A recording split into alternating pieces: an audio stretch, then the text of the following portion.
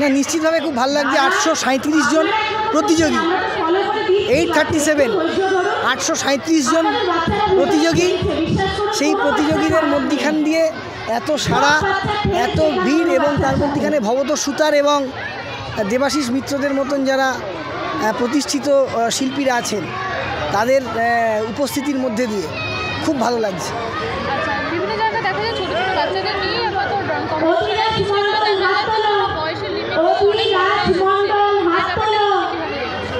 না, আমরা ছবি আঁকার মধ্যে কোনো ওইভাবে বয়সের মাপকাঠিতে আমরা আনতে চাইনি।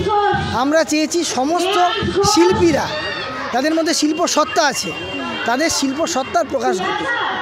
সমস্ত জায়গায় বিভিন্ন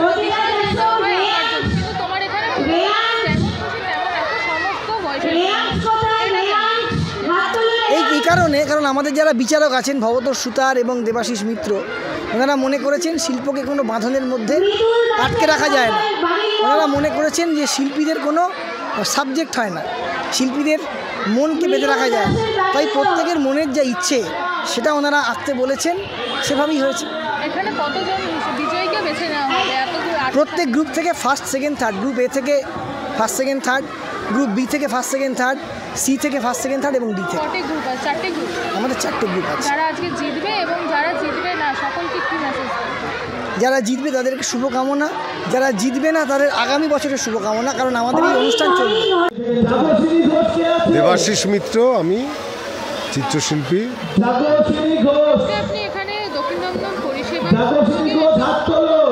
এসেছেন, সর্বপ্রথমে কেমন লাগছে?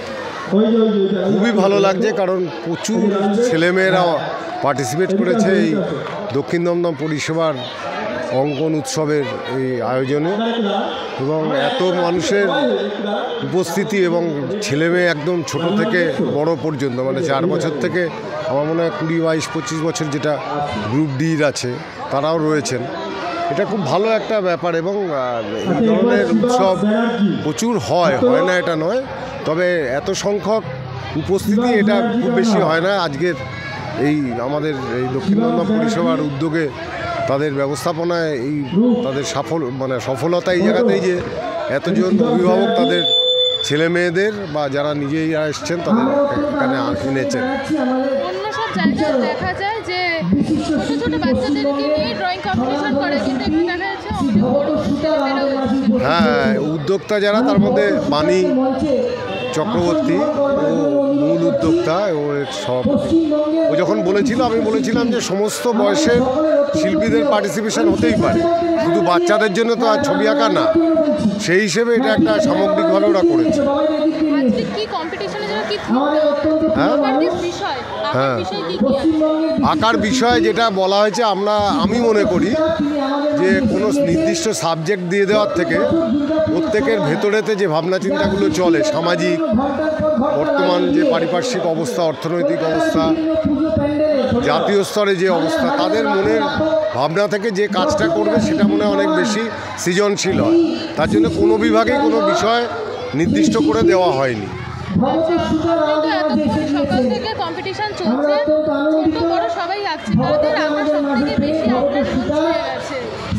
এখন অবধি তো আমি সেইভাবে দেখতে পারিনি, এত ভিড় আমি মাঝখানে ঢুকতে পারছি না।